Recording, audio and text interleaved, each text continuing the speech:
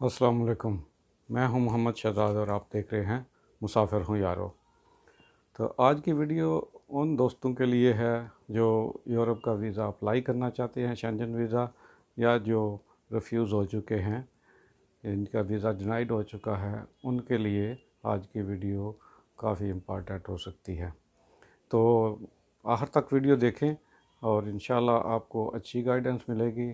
आपका नेक्स्ट जो है वो वीज़ा, आप जब वीज़े के लिए अप्लाई करेंगे, अपनी एप्लीकेशन सबमिट करेंगे, तो इंशाल्लाह अगर आप इन पॉइंट्स को ज़हन में रखेंगे तो इसका पॉजिटिव रिज़ल्ट मिलेगा।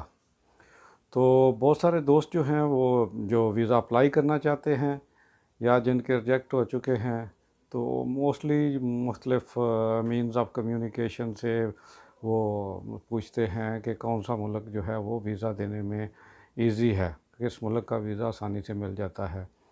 तो मेरे तो 7-8 एक्सपीरियंस हैं शेंजन कंट्रीज़ के वीज़ों के, तो अल्हम्दुलिल्लाह मेरे साथ तो ऐसा नहीं हुआ है कभी। लेकिन बहुत सारे लोगों के, बहुत सारे दोस्तों के रिजेक्ट भी हुए हैं। तो डिपेंड करता है आपकी फ़ाइल पे, आपकी प्रोफाइल पे, आपकी डॉक्यूमेंटेशन पे, कि आपकी प्रोफाइल, आपकी डॉक्यूमेंटेशन वो कितनी स्ट्रांग है। ये डिपेंड करती है कि वीज़ा ऑफिसर को कि वो आपको वीज़ा इशू करे या नहीं। वो अगर आपकी प्रोफाइल, आपके डॉक्यूमेंट्स उसको सेटिस्फाइड करते हैं तो वो ज़रूर आपको वीज़ा देगा। तो बहुत सारे जो फैक्टर हैं इसमें वीज़ा डिनाइल के बारे में, आज उनको डिस्कस करते हैं।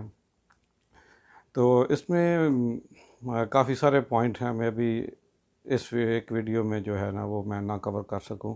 बहरहाल मैं ट्राई करता हूँ शॉर्ट जो है ना वो आपको एक्सप्लेन करने की, कि किन वजूहात की बिना पर वीज़ा, शेंजन वीज़ा जो है वो रिजेक्ट होता है।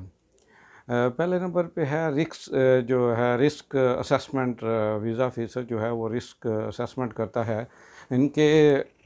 वो देखता है कि आप कौन से इलाके से अप्लाई कर रहे हैं और आपके इलाके के लोग जो हैं वो पहले उस मुल्क में गैर कानूनी तो नहीं रहते। तो ये चीज़ें जो है ना वो जहन में रखता है। मैं भी कुछ ऐसे इलाके हैं जिनके लोग बहुत सारे, फॉर एग्ज़ाम्पल आप कह लें कि यूनान में जो है ये हमारे गुजरांवाला डिवीज़न के जो हैं काफ़ी सारे इलीगल लोग रहते हैं।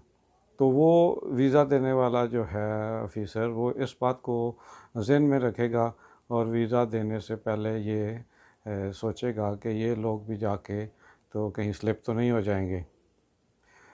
तो इस हवाले से डिपेंड करता है। और एक चीज़ जो है वो आपके एरिया, आपके रीजन पे डिपेंड करती है कि कौन से मुल्क में, कौन से एरिया के लोगों को ज़्यादा वीज़े मिलते हैं या उनकी बेस क्या है, किस वजह से ज़्यादा मिलते हैं। तो एक चीज़ उसमें है कि एरिया, यानी अगर आप किसी डेवलप्ड सिटी से हैं तो आपके चांस ज़्यादा हैं, बजाय इसके कि आप किसी देहाती इलाके से या जो है वो इतना डेवलप कंट्री सिटी जो है वो उस से बिलोंग नहीं करते, तो आपके चांस एक बड़े शहर की निस्बत कम है।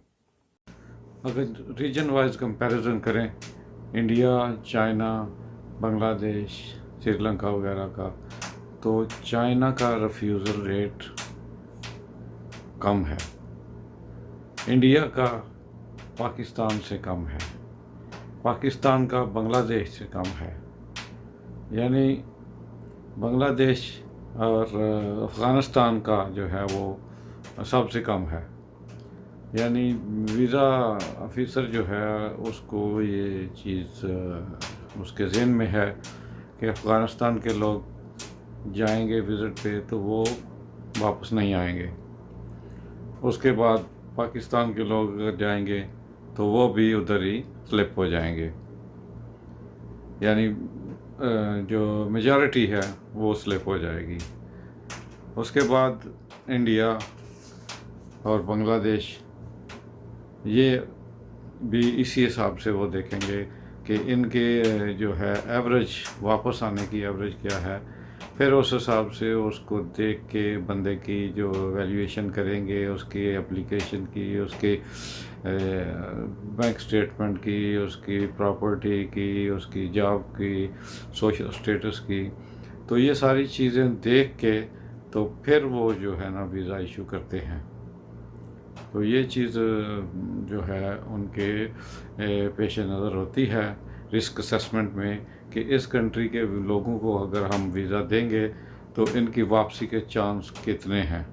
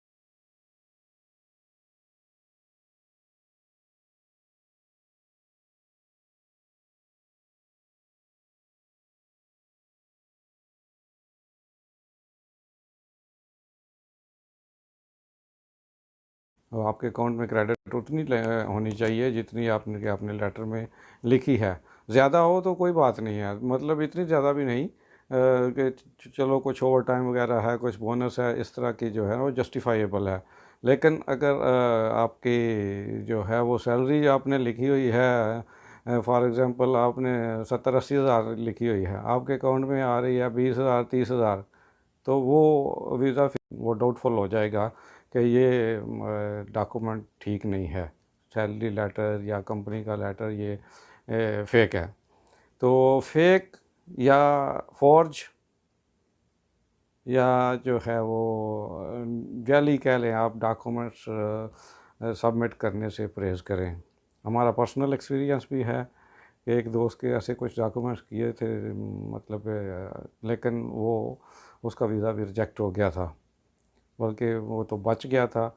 ऐसे अगर आप करेंगे तो हो सकता है आपका कोई 2-3 साल या 5 साल 10 साल का आप पे बैन भी लग सकता है कि आप एम्बेसी में जो है फोर्ज या जाली डॉक्यूमेंट्स सबमिट करते हैं। तो डॉक्यूमेंट्स जो हैं वो अपडेटेड, सही और जेन्युइन होने चाहिए। डॉक्यूमेंट्स में दो नंबरी नहीं होनी चाहिए। मैं भी उस टाइम आपको नहीं मिला, अगर आपके डॉक्यूमेंट ठीक हैं, कुछ कमी है, अगर एक टाइम पे आपको नहीं मिला तो आप दूसरी दफ़ा में भी आपको मिल जाए। लेकिन अगर आप जाली डॉक्यूमेंट्स और फॉर्ज डॉक्यूमेंट्स इस्तेमाल करेंगे तो वो आपके लिए बैन भी हो सकता है, आप पे बैन भी लग सकता है। तो ये चीज़ को भी जो है ना वो आप ज़हन में रखें। इसके अलावा पासपोर्ट जो है वो भी अपडेटेड होना चाहिए। मतलब है पासपोर्ट की वैलिडिटी जो है ना वो भी लेस नहीं होनी चाहिए, लेस दैन 6 मंथ नहीं होनी चाहिए। जब भी आप किसी यूरोप कंट्री के लिए अप्लाई कर रहे हैं तो आपके वापस आने के बाद जो है आपके पासपोर्ट की कम से कम 3 महीना वापसी के बाद होनी चाहिए। जब आप प्लान ट्रिप जो है वो ख़त्म हो तो उस वक़्त आपके पासपोर्ट की वैलिडिटी कम से कम 3 महीने बाकी होनी चाहिए। इसी तरह जो है कुछ फॉरेन कंट्री में जो हमारे दोस्त रहते हैं उनके उधर रेजिडेंसी जो है वो रेजिडेंसी की अगर वैलिडिटी कम है तो उनको चाहिए कि वो रेजिडेंसी पहले रिन्यू करा के तो फिर करें। बहुत यूरोपियन कंट्रीज़ कहते हैं कि कम से कम वो जब आप वापस वहाँ से आएँ तो 3 महीना उसकी वैलिडिटी होनी चाहिए।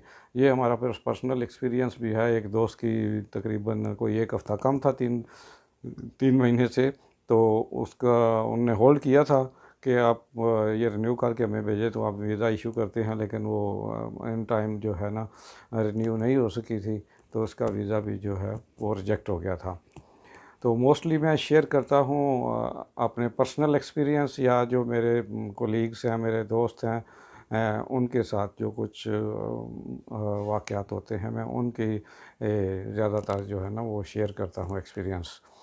तो इसके अलावा जी है अपना सैलरी सर्टिफिकेट जो हैं वो भी आपके सही होने चाहिए, ठीक है। बैंक स्टेटमेंट ठीक होनी चाहिए। आपका ट्रैवल प्लान जो है वो भी प्रॉपर होना चाहिए कि आपकी ट्रैवल प्लान आप इसको इंक्लूड कर लेते हैं, 2-3 आइटम्स को इकट्ठा कर लेते हैं। इंश्योरेंस जो है वो आपकी वैलिड होनी चाहिए और कवरेज उसकी उतनी होनी चाहिए जितनी रिक्वायर्ड है। मोस्टली 30,000 यूरो की कवरेज जो है ना यूरोप वाले मांगते हैं, तो कवरेज भी इतनी होनी चाहिए।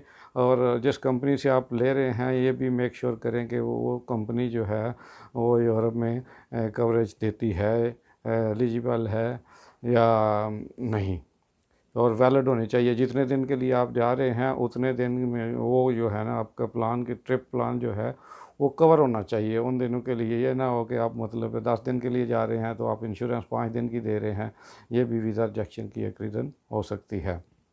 एयरपोर्ट टिकट और होटल बुकिंग भी जो है वो भी इसी तरह होनी चाहिए कि सेम डेट सारी जो है ना वो सही होनी चाहिए। आप जाने की डेट और होटल बुकिंग जो है वो सेम होनी चाहिए। आप उधर लैंड करें तो आपका होटल ऑलरेडी बुक हो, ये नहीं आप जाके होटल ढूंढते फिरें। तो ये चीज़ जो है ना अगर उसमें कुछ कमी पेशी है तो वो भी आपके वीज़ा की रिजेक्शन की रीज़न बन सकती है। तो इन चीज़ों से भी अवॉइड करना चाहिए। एयर टिकट और होटल बुकिंग ये दोनों जो है बाज़ दोस्त कहते हैं कि ये एयर टिकट या होटल बुकिंग जो है पेड होनी चाहिए। अल्हम्दुलिल्लाह मैंने 8 वीज़े अप्लाई किए हैं, 8 दफ़ा अल्हम्दुलिल्लाह यूरोप का वीज़ा लिया है, लेकिन मैंने आज तक कभी भी जो है ना वो पेड होटल बुकिंग ना ही दी है और ना ही जो है एयर टिकट जो है पेड दी है, ठीक है। वो डमी टिकट ही देता हूँ, लेकिन बाज़ औक़ात जो है वो शायद मेरी प्रोफाइल अल्हम्दुलिल्लाह अच्छी है तो इस वजह से जो इतना कोई डाउट नहीं करते। लेकिन अगर आपकी प्रोफाइल जो है वो अच्छी नहीं है, आपके दूसरे क्रेडेंशियल जो हैं वो अच्छे नहीं हैं, स्टेटमेंट वगैरह और इस तरह आपकी ट्रैवल हिस्ट्री वगैरह, तो फिर आपके लिए जो है वो में भी थोड़ा रिस्की हो जाए। इसलिए ये आप जो है वो बस जैसे बेहतर समझे। कुछ लोगों का ये कहना है कि ये पेड होनी चाहिए तो ज़्यादा चांसेस हैं, तो आप पेड भी कर सकते हैं, लेकिन ऐसे ही करें कि जिसमें आपको रिफ़ंड मिल जाए, आपके पैसे ज़ाया ना हों। तो मेरा ख़्याल है वीडियो लंबी हो रही है, तो इसको यहाँ पे ये किस्सा जो है वो ख़त्म करते हैं, और नेक्स्ट जो है वो दूसरे हिस्से में मैं दूसरे पॉइंट को डिस्कस करता हूँ। अस्सलाम वालेकुम, अल्लाह हाफ़िज़।